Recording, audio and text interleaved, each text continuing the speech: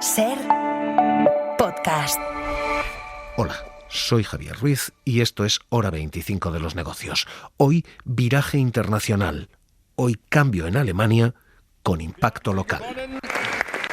Weil CDU und CSU gut gearbeitet haben und wir uns sehr, sehr gut el previsiblemente nuevo canciller alemán, Merz, diciendo hemos ganado las elecciones. Regierungsverantwortung. Ich möchte zuallererst Markus Söder herzlich danken, dem Parteivorsitzenden der CSU. Y Alemania ha virado a la derecha. Sí, la democracia cristiana obtiene los resultados que prácticamente no había visto en décadas. Un 28% del electorado ha votado a la CDU, la derecha tradicional. Pero a la derecha institucional no va a entrar en el gobierno el partido ultra, el simpatizante nazi AfD, Alternativa para Alemania. El cordón sanitario funciona y los ultras quedan fuera del gobierno. ¿Por qué? Porque se va a esta fórmula tradicional en Alemania de la gran coalición. La derecha gobierna y la izquierda apoya. Esa gran coalición ha sido celebrada en la calle. Zusammen gegen den Faschismus, alle zusammen gegen den Faschismus. Celebrada en los mercados, hoy la bolsa ha subido, el euro ha subido también. Gegen den Faschismus. Y celebrada en la economía, porque Merz ha dicho ya, va a intentar formar un gobierno de coalición amplio en apenas 2 meses. Regierung zu bilden, eine schwarz-rote Koalition, und genau das ist das, was wir auch wollen, und dafür habe ich auch heute Morgen... Ese gobierno con el 28,5% de la CDU, con el 16,4% del SPD, de los socialistas, el peor resultado en décadas, y si incluso suma los verdes, un 11,6%, sería un gobierno con una mayoría suficiente, muy amplia. Así que hoy vamos a leer de esa fotografía y de ese retrato internacional el impacto local, porque esto va a tener efectos internos y efectos internacionales. Esto afecta allí, pero esto afecta también aquí, porque Alemania anuncia un cambio en su modelo de negocio y en su modelo de gobierno, empezando, en primer lugar, por el fin de la austeridad. Este es el momento en que en 2009 el vicecanciller de Alemania, Guido Westerwelle, anunciaba el freno a la deuda, o se bautizó entonces. Era una norma que impedía que el gobierno tuviera un déficit más gastos que ingresos, un déficit superior al 0,35%. Y que ponía un límite a las finanzas, al gasto público. Aquello instauró una austeridad en Alemania que ha durado hasta hoy. Alemania tiene hoy una deuda del 63%, cuando el G7 la tiene del 125% de su PIB. Es literalmente la mitad. Los demás países están gastando e invirtiendo el doble. El motor público ha funcionado mucho más fuera de lo que funciona dentro en Alemania. Alemania tiene un 63% frente a países comparables como Estados Unidos, que tiene un 97% de deuda, o Francia, que tiene un 101% de deuda. Así que lo que viene ahora mismo es un viraje. La nueva coalición, la de la CDU y el SPD, la de la derecha y la izquierda tradicional, se prepara para reformar esa cláusula, para aumentar el endeudamiento público y el gasto público, es decir, para que el motor económico empiece a funcionar no solo con el consumo y con la inversión de las empresas, no solo con el sector exterior, sino también con el dinamismo de lo público. Y Merz ha dicho ya... Selbstverständlich kann man das reformieren. Die Frage ist, wozu? Que por supuesto se puede reformar ese freno a la deuda, que se gasta todavía, que se gasta mucho en política social, pero que probablemente va a ser necesario gastar más. Es ahora mismo uno de los movimientos más destacados que va a sumar a la derecha y a la izquierda. Esto puede ser el fin de la austeridad porque el SPD, porque los socialistas ya han dicho que quieren esa reforma al freno de la deuda. Wenn wir mehr für Sicherheit ausgeben müssen, was wir tun müssen, und wir kommen von 37 Milliarden Euro im Jahr. Y esto va a tener el apoyo también de los partidos de ultraizquierda. Die Linke, el partido más a la izquierda que apoya esto, el levantar esa austeridad, está también a bordo y puede apoyar esa medida desde fuera. Wer eine sogenannte Schuldenbremse einführt Así que lo primero que acaba de pasar en Alemania después de estas elecciones no es político. Habrá gobierno y un gobierno de centro-derecha y centro-izquierda. Lo más importante que ha pasado es económico. Alemania llega, 10 años después, a donde habían llegado todos los demás países de Europa, al fin de la austeridad. El austericidio de 2012 ha terminado esta pasada madrugada y ha mantenido en recesión a la economía alemana durante 2 años consecutivos. Eso no ocurría más que en otra ocasión desde 1950. Ahora, con una simple mayoría, incluso si no se consigue desbloquear la cláusula, con una simple mayoría se va a poder hacer una excepción este año. Así que Alemania, que solo ha crecido un 0,1% desde 2019, frente al 4,7% de la Unión Europea, frente al 11% de Estados Unidos, Alemania se suma al fin del austericidio, a una política que el resto de gobiernos habían inaugurado ya, incluido aquí el propio gobierno español. Lo que quiero trasladar es que España vive uno de sus mejores momentos de las últimas décadas.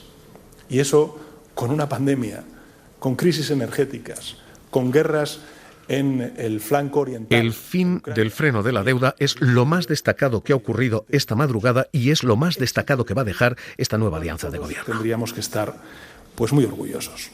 Y a partir de aquí, si el gobierno se puede endeudar más y si el gobierno puede gastar más, lo que viene es un acuerdo sobre en qué gastar más. CDU, CSU und der SPD ergeben. Wie Sie wissen, steht die Kontaktaufnahme seitens der Union bei den Parteivorsitzenden noch aus. Y Olaf Scholz, el canciller más breve de la historia de Alemania, pedía cautela, pero decía, ha de haber gasto social, ha de haber gasto en defensa, ha de haber gasto en energía. Y eso es exactamente lo que viene, y estos van a ser ahora mismo las bazas y los grandes ases, las grandes victorias de los dos lados que van a pactar. La derecha probablemente puede sacar adelante un cierto gasto en defensa, la izquierda probablemente puede dar la batalla energética. Estos son los dos capítulos y los dos segundos impactos que nos vienen aquí. Carmen Viñas, corresponsal en Alemania. ¿Qué tal? Muy buenas noches. Hola, Javier. Carmen, lo que viene de facto es probablemente el fin de una austeridad porque hay que impulsar el crecimiento como sea, ¿no? Sí, los conservadores se marcan como objetivo un crecimiento económico del 2% anual a medio plazo. Uno de los mensajes más sorprendentes de su líder, Friedrich Merz, en las últimas horas es que está dispuesto a reformar el freno a la deuda, tal como reclamaban los socialdemócratas y a pesar de su contumaz rechazo en campaña. Y lo quiere hacer antes de tomar posesión, es decir, con el anterior Parlamento, que está en funciones hasta el 24 de marzo, aunque tampoco descarta, dice, crear un fondo especial a fin de mejorar la defensa alemana y ayudar a Ucrania. Los conservadores han prometido una importante reforma fiscal en etapas para reducir la carga impositiva sobre la renta. El tipo impositivo máximo solo debe aplicarse a partir de 80.000 euros. También quieren reducir el impuesto de sociedades al 10%. En el futuro quieren flexibilizar la jornada laboral, fijando un máximo de horas a la semana y no diario, e incentivos a quienes retrasen su edad de jubilación. Para fortalecer la industria del automóvil, apuestan por revertir la prohibición de la Unión Europea sobre los motores de combustión y reducir los precios de la electricidad. Asterisco, por cierto, los conservadores alemanes están diciendo que hay que limitar la jornada laboral a un número de horas semanales y tener flexibilidad diaria para reducir esa jornada, para hacer menos de 40 horas semanales. Los conservadores alemanes. ¿Les suena, verdad? Eso aquí es comunismo y romper la economía. Conservadores alemanes.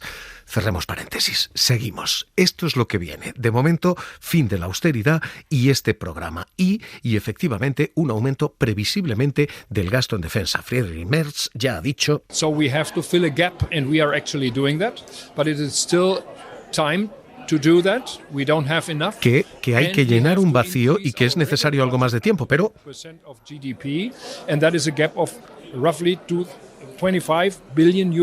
Pero que son necesarios 25.000 millones más de gasto al año. Alemania tendrá que aumentar eso, en torno a 25.000 millones desde ya y en torno a 30.000 a partir de 2028, porque es cuando se acaba el fondo especial que tiene todavía vigente. Hoy Citigroup dice que si el gasto en defensa aumenta del 2 al 2,5%, en Alemania sus empresas armamentísticas van a dispararse entre un 15 y un 20% en bolsa. Así que lo primero que viene es más gasto en defensa y lo segundo, más gasto en energía, con un anuncio que ha hecho el propio Friedrich Merz, el propio canciller, dice va a haber construcción de plantas energéticas. Deutschland kann auf absehbare Zeit auf die Option Kernenergie nicht verzichten. Dice, Alemania no se puede permitir la opción de prescindir de la energía nuclear. El Partido Socialista discute y disputa esto. Este Scholz diciendo que en lo que respecta a la energía nuclear, wie wir uns miteinander vereinbart haben. Jedes Land muss seine eigenen Entscheidungen treffen, wie es dazu kommt. Alemania va a tomar el camino de la expansión masiva de energías renovables, así que hay un choque considerable aquí. Lo que tenemos, por tanto, ahora mismo es esto. Fotografía general, fin de la austeridad. Descansa en paz en Alemania 2025. 12 años después de que el resto del consenso de Washington y de Bruselas constatara que aquella austeridad había sido realmente un austericidio. Y segunda cuestión, el gran triunfo de la derecha ahora, y es el del aumento del gasto en defensa. Ha de ser masivo, el fin del dividendo de la paz americano, con mucho debate sobre la energía. Esta es la fotografía que nos queda y este es el impacto que esto tiene para nosotros, porque Bruselas, Enrique García, ¿qué tal? Muy buenas noches. Lo que está es ahora mismo pendiente exactamente de esta negociación y del impacto presupuestario que tiene sobre nosotros, ¿no? ¿Qué tal? Buenas noches. Bruselas digiere estos resultados entre el alivio de tener a un europeísta en la Cancillería, que además es de la misma familia política que la presidenta de la Comisión, aunque no son dos figuras con una especial sintonía, y por otro desde la preocupación por el ascenso de una ultraderecha eurófoba con un discurso que en lo económico propone regresar al marco. Los vientos de cambio soplan con fuerza en Europa. Berlín se une de esta forma a las capitales, que en los últimos años ha visto como las fuerzas ultras van ganando poder, aunque la postura en Bruselas pasa por estrechar la mano al futuro gobierno de un socio vertebral de la Unión. El presidente del Consejo, Antonio Costa, ha manifestado su confianza en poder trabajar estrechamente con el futuro canciller para hacer a Europa más fuerte, más próspera y más autónoma. Y la jefa de la diplomacia comunitaria, Kaja Kallas, and I hope that they do it as fast as possible because we really need to move on with the decisions. Ha pedido que Berlín forme gobierno lo antes posible. Necesitamos avanzar con decisiones también a nivel europeo que requieren la participación alemana. Podemos decir que al otro lado, Viktor Orbán ha felicitado directamente a la candidata de Alternativa para Alemania. Los resultados de AfD son un regalo para Rusia y una amenaza para Polonia, ha dicho el presidente del Parlamento polaco de la familia liberal. ¿Cuál es el problema de todo esto que les estamos contando? La apertura o el fin de la austeridad, el fin de ese freno a la deuda y el aumento del gasto en defensa. Probablemente las cifras no cuadren con la tercera clave que se ha aprobado esta noche, y es la de que gana un gobierno que dice que va a bajar los impuestos.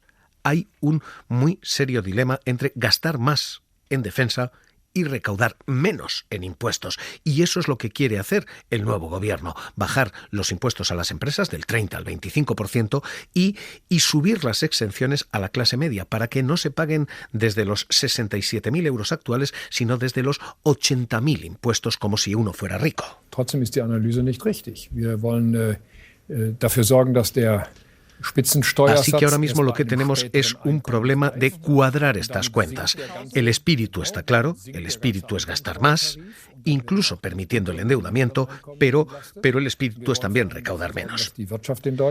Hay otra enorme clave y otro enorme asterisco, y es un cierto nacionalismo económico, porque el nuevo gobierno plantea también dar ciertas devoluciones fiscales a quien compre lo made in Germany, lo hecho en Alemania. Por ejemplo, coches eléctricos. Hoy las empresas españolas aquí, hoy Ruiz Tagle, Iberdrola, decían... El plan se definió en 2019 y consiste en descarbonizar la economía, y ese va a ser el factor diferencial de la competitividad de los productos europeos.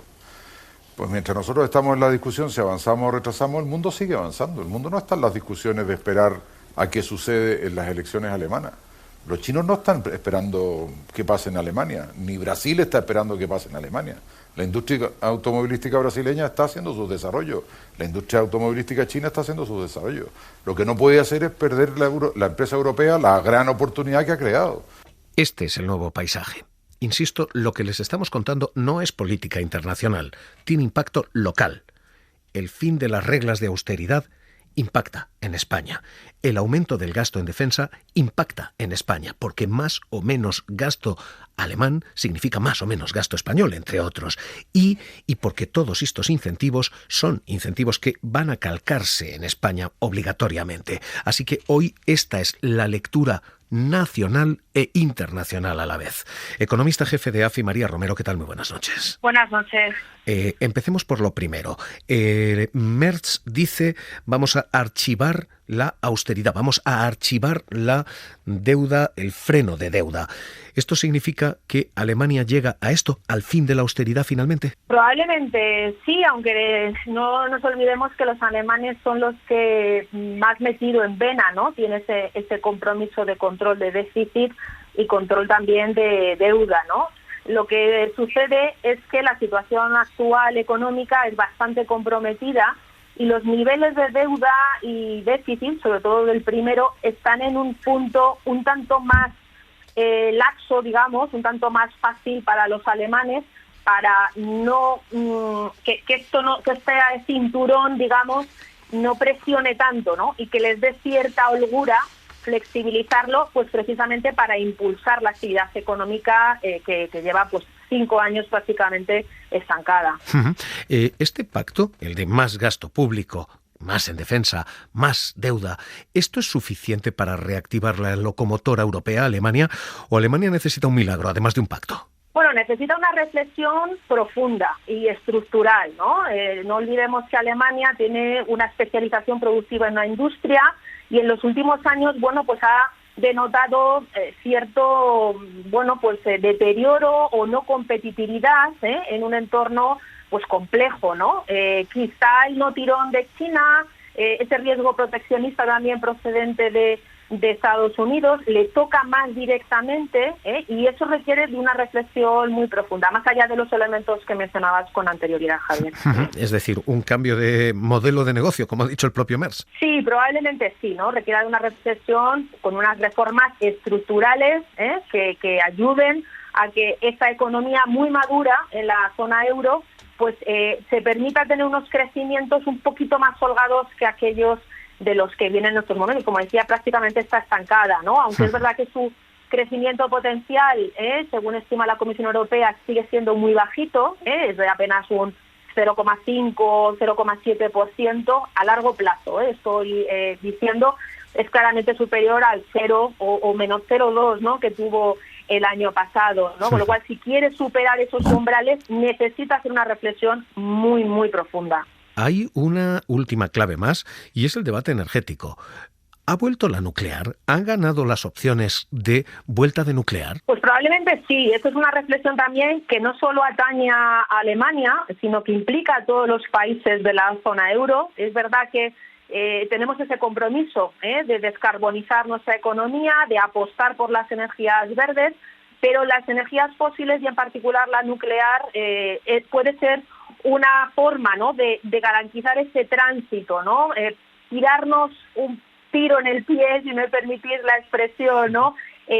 No cerrando la puerta a ese tipo de energías en estos momentos, cuando la energía se utiliza como una arma bélica más en la esfera económica, sería una decisión errónea bajo nuestro punto de vista y en particular para aquellas economías muy dependientes o muy consumidoras de energía como lo es la alemana. Pues María Romero, economista jefa de AFI, analistas financieros internacionales, gracias por estar con nosotros aquí en la SER. Un abrazo. Muchas gracias a vosotros. Un abrazo. Buenas noches. Hoy todo esto es lo que tenemos con la primera lectura y es cómo impacta en lo internacional, cómo impacta en lo interno y luego está cómo impacta en los mercados. Hora 25 de los negocios. Cadena SER. Porque en los mercados el nombre es Rheinmetall. Rheinmetall is a leading international system supplier in the defense industry and for security technologies. We serve our customers, We enable governments to protect their citizens. Rheinmetall es la compañía de armamento alemana por excelencia y es realmente la gran ganadora de estas elecciones. Involving local industries operating internationally. Rheinmetall, with its leading technologies. Rheinmetall ha subido un 3,8% hoy, un 26% en la última semana con esta perspectiva, y ha empujado al DAX a ganar un 45%. La bolsa alemana ha ganado un 45% de subida en lo que llevamos de año. To protect armed forces effectively, we provide full weapon system solutions. Así que lo primero que tenemos es ya una bolsa que, Alejandro Vázquez, ¿qué tal? Muy buenas noches. Buenas noches, Javier. Que está moviéndose y festejando esta victoria, más gasto público y esta apuesta, más gasto militar. Exacto, sí, hoy el DAX ha llegado a crecer un 1% y ha cerrado anotándose un 0,6% de crecimiento, lo que se lee como un optimismo moderado. Y sí, la armamentística Rheinmetall, como decías, sigue con el ascenso que ya empezó la semana pasada, hoy se anota un 4% por la perspectiva de mayor gasto militar, pero también está siendo un día dulce tanto también para las empresas ligadas al consumo, como Sixt o Hugo Boss, por las reformas que promete Merz, también para impulsar la demanda, y también para aquellas ligadas a la construcción. Este optimismo le está llegando también al euro en una jornada en la que ha llegado a ganar casi un 1% frente al dólar, aunque ahora se ha revalorizado a menos de un 0,2%. Manuel Pinto, analista de XTB, ¿qué tal? Muy buenas noches. Hola, ¿qué tal? Buenas noches, encantado. Rheinmetall es ahora mismo la gran ganadora. La industria de defensa es la gran apuesta, es la gran ganadora de todo esto. Bueno, no estoy tan de acuerdo. Sí que es verdad que el sector de la defensa ha sido el sector de moda en los últimos meses en los mercados financieros, y que es verdad que en Europa pues queremos tener una independencia de Estados Unidos, y esta independencia en primer lugar se hará bien sea con un ejército propio o al menos con un mayor gasto militar durante los próximos meses. Pero para mí la gran pregunta es ¿de dónde va a sacar Europa ese dinero para afrontar todos estos gastos, ¿no? Porque al final esos acuerdos entre la centroderecha y los socialdemócratas pues tendrán, entre otras cosas, que emitir nueva deuda y limitar o reformar ese techo de deuda que se firmó en la Constitución en 2008, y para ello necesitan 2/3 del Parlamento, lo cual vemos sumamente difícil en estos momentos. Hay una clave más en los mercados y es el dividendo Trump. Todos creíamos que esta era la llegada de un boom. Lo cierto es que desde que Trump ha tomado posesión, la bolsa americana ha ganado un 0,2%. Es decir, nada. Trump está siendo una decepción para los mercados, una inestabilidad para las bolsas. Bueno, sí que es verdad que en cierta medida está siendo el culpable, en otras medidas no. Estamos viendo, por ejemplo, el viernes pasado la mayor caída en Wall Street de todo el año, y eso fue derivado por las expectativas de inflación. En parte, ojo, por Trump, pero en parte también por un crecimiento de los precios que ya venía siendo muy consistente, véase a través de la evolución de los huevos mismamente, véase también a través del precio del alquiler, pero esas expectativas de inflación a 5 años no se veían en esos niveles desde hace 3 décadas.